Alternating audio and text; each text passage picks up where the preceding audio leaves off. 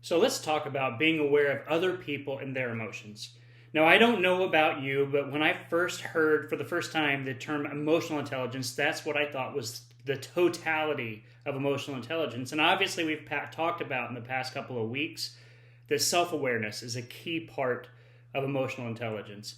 And with self awareness, we talked about hey, you are a race car, you're going down the road of life, and our emotions are those warning lights and those gauges that are helping us drive our own car. And that's true, but the thing is, there are other cars on the road as well. So if that all you know is your own stuff, that's great and you're better off than nothing, but there are other people on the road.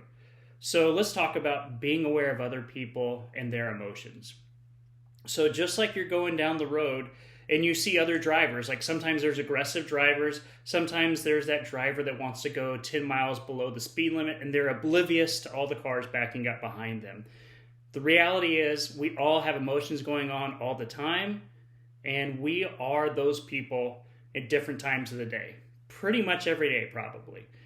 But understanding what's going on with the other people helps us navigate that well.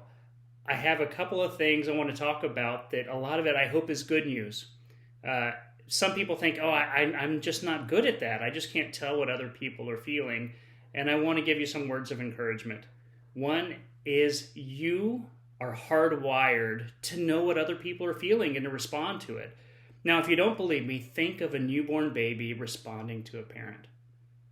Right? Mom or dad, they smile, they make cooing noises, they tell the baby how cute it is, and the baby will smile back and will respond positively. At the same time, if mom and dad, or maybe they're really tired, they hadn't slept in a while, and they're not responding the way maybe they wish they would have, the baby senses that and also responds in kind.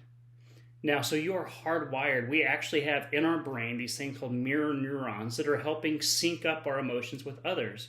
So, but as we grow up, as we experience things, we kind of lose that a little bit. We numb that part of ourselves.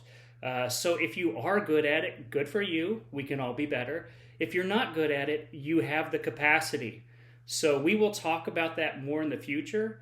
But I just want to encourage you, let's be aware of the other drivers on that road of life, as well as what's going on in our own car. We'll talk next week about how do we actually improve that? How do we improve being aware of others? But the first step is knowing that we need to pay attention to it. Thanks and have a great day.